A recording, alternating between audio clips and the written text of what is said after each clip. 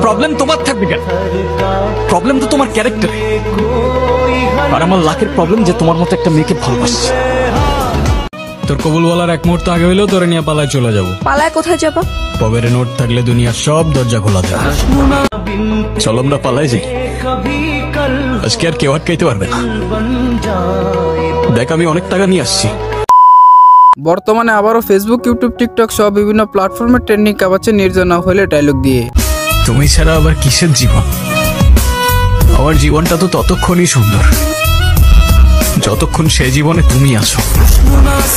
Guys আজকের ভিডিওতে আমরা নির্জনা হলের 2024 সালের সেরা 10টি ডায়লগ নিয়ে কথা বলবো। এন্ড গাইস কোন নাটক থেকে কোন ডায়লগটি দেওয়া হয়েছে সেটাও ক্লিয়ার করা হবে। আশা করি আজকের ভিডিওটা একটা নির্জনা হলের ফ্যানদের জন্য একটা স্পেশাল ভিডিও হতে যাচ্ছে।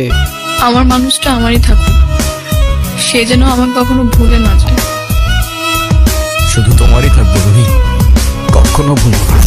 তো হ্যালো গাইস, কেমন আছেন সবাই? আশা করি প্রত্যেকেই ভালো আছেন। যারা যারা নির্জনা হলের ফ্যান আছেন তারা ভিডিওতে একটা লাইক দিয়ে চ্যানেলটিকে সাবস্ক্রাইব করে পুরো ভিডিওটি দেখতে থাকেন। সময় কম, শুরু করো। ঠিক আছে গাইস প্রথমে কথা বলবো নির্জনা হলের ইন্দ্রজাল নাটকের ডায়লগ। তোর কবুল বলার এক মুহূর্ত আগে হলেও তোরে নিয়ে পালায় চলে যাবো। তোর কবুল বলার এক মুহূর্ত আগে হইলেও তোরে নিয়ে পালায় চলে যাবো। পালায় কোথায় যাবা? পবের নোট থাকলে দুনিয়ার সব দরজা খোলা থাকে। তো গাইস কার কার কাছে এই ডায়লগটি ভালো লেগেছে প্লিজ কমেন্ট করে যাবেন। গাইস এরপরে 2 নম্বর লিস্টে থাকছে ইন্দ্রজাল নাটকের ইমোশনাল ডায়লগ, চল আমরা পালায় যাই। চলো আমরা পালাই যাই, আজকে আর কেউ আটকাইতে পারবে না। দেখ আমি অনেক টাকা নিয়ে আসছি। তোর বাবারে ডাক না, তোর বাবার চাইতে অনেক বেশি টাকা আছে আমার কাছে। গাইস পার্সোনালি এই ডায়লগটি আমার কাছে অনেক ভালো লেগেছিল। আপনার কাছে কেমন লেগেছিল অবশ্যই কমেন্ট করবেন। গাইস এরপরে 3 নম্বর লিস্টে থাকছে সে যেন বলে নম্বরে নাটকের অ্যাটিটিউড ডায়লগ, প্রবলেম তোমার থাকবে কেন? প্রবলেম তোমার থাকবে কেন? প্রবলেম তো তোমার ক্যারেক্টারে।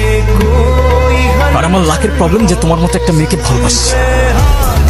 গাইস আমার ধারণা এই ডায়লগটি অনেক ছ্যাঁকা খাওয়া পাবলিকদের বুকে গিয়ে লাগবে। গাইস এরপরে 4 নম্বর লিস্টে থাকছে ইন্দ্রজাল নাটকের একটি শেষের দিকে ডায়লগ, যে ডায়লগটি অনেক ইমোশনাল ছিল।